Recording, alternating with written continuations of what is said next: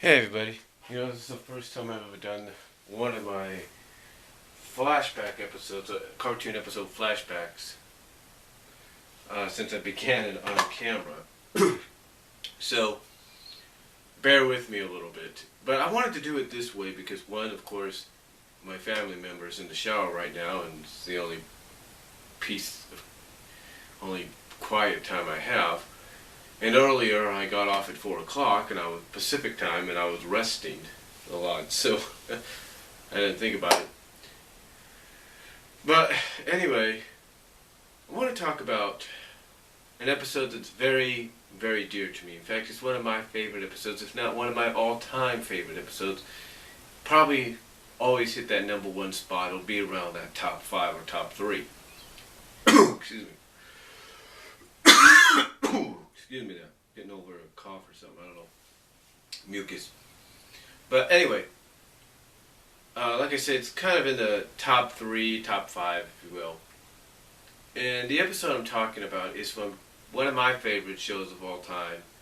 A show that sort of made a comeback back a few years ago thanks to Boom Studio Comics. And, ironically, we'll be getting, from what we understand, a CGI live-action hybrid feature film which will act as an origin story. And of course I'm talking about Chip 'n Dale Rescue Rangers.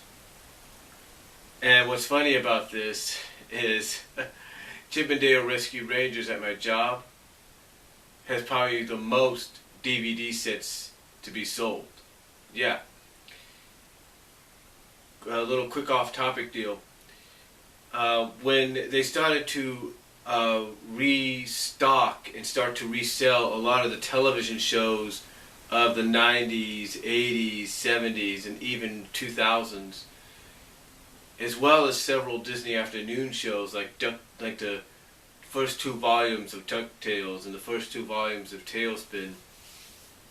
The one volume of the one Disney afternoon show that was always constant in the DVD stacks, or even in the DVD stock, never had to be replaced, never got taken off the shelves or anything, was Volume 1 of Chip 'n Dale Rescue Rangers.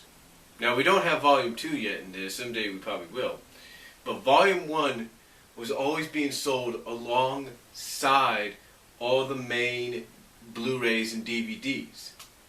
I'm not lying.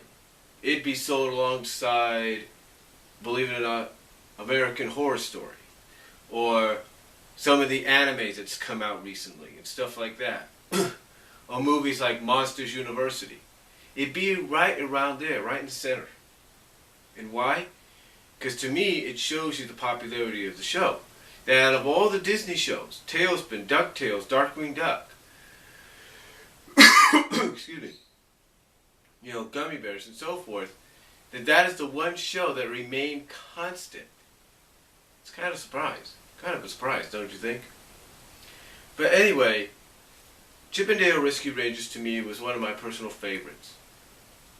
It basically introduced a team dynamic at that time for a lot of animated shows at that time were starting to embrace. Phil Roman did it with Teenage Mutant Ninja Turtles, the original cartoon series, and then later on, we saw it get really embraced and everything when Fox brought out the X-Men cartoons and stuff like that. So we really saw that team dynamic start to come into play, and Rescue Rangers was at the forefront of that. And to me, one of my favorite episodes out of Rescue Rangers, in fact, you go here on YouTube, you could check out my top 10 favorite Rescue Ranger episodes video. My number 1 favorite episode out of the series, and again, this is an episode that could be ranked up in the top 3 or top 5 of favorite episodes, some of my favorite episodes of all time, animated episodes, and that is Double O Chipmunk.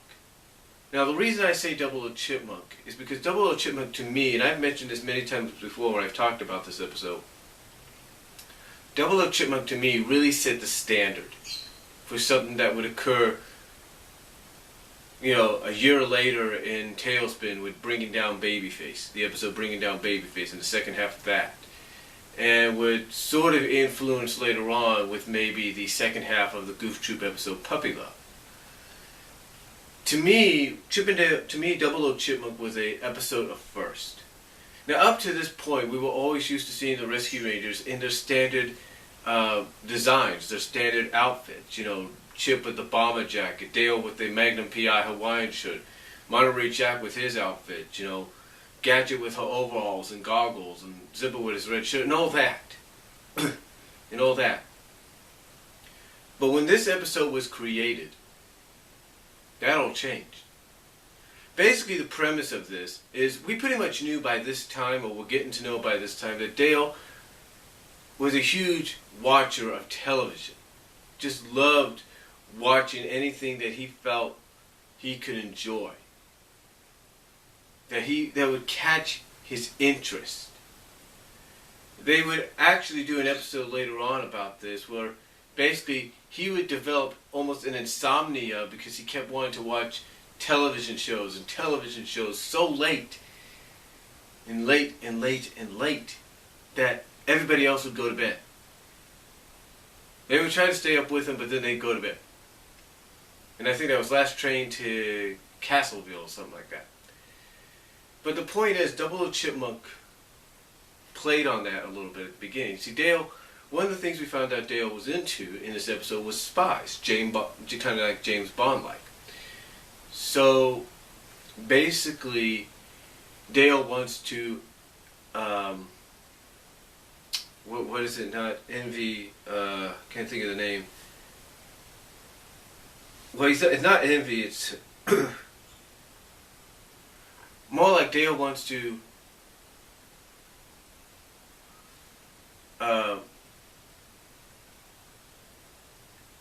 emulate, that's the word, emulate his favorite spy, which is the James Bond in this episode called Dirk Swap.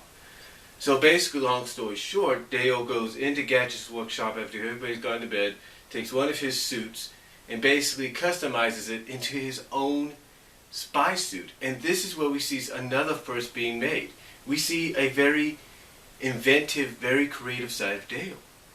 And here we usually see Dale as a goof-off.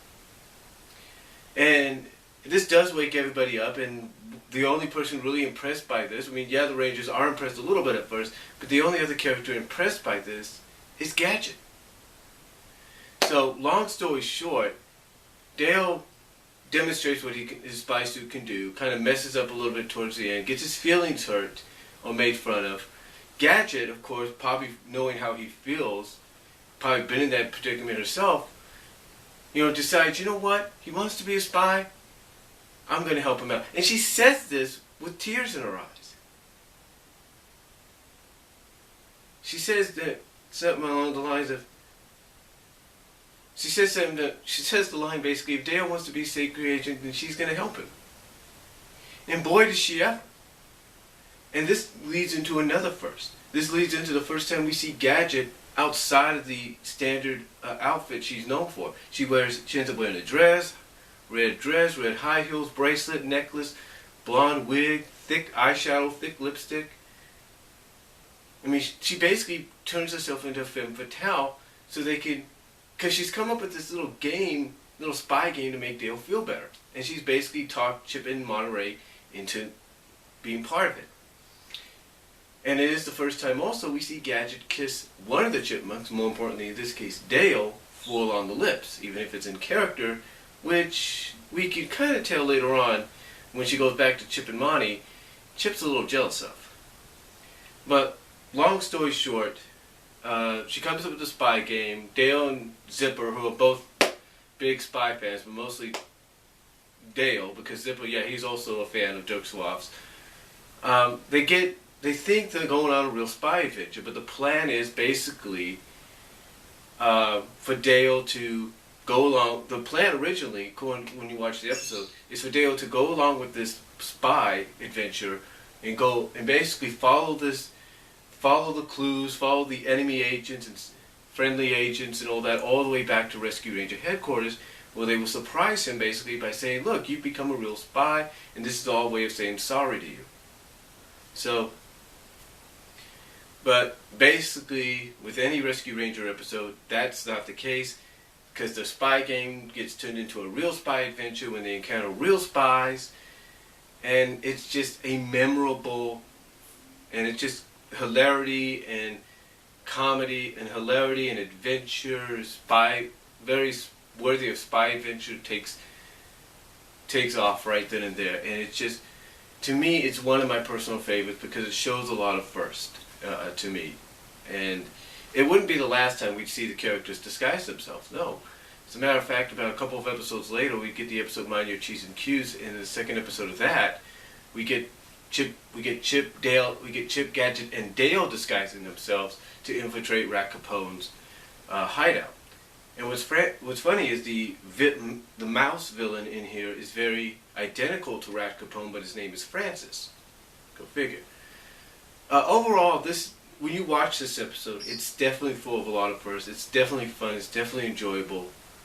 And and if you're a D and G shipper, in other words, a Dale and Gadget shipper, in other words, a Dale being Gadget's boyfriend and Gadget being Dale's girlfriend kind of deal, this is the episode you want to see. It's really good. You see a side of Gadget that you don't really see on occasion. I mean, you do see, but not in this kind of scenario. She acts so femme fatale in certain scenes, it's not funny.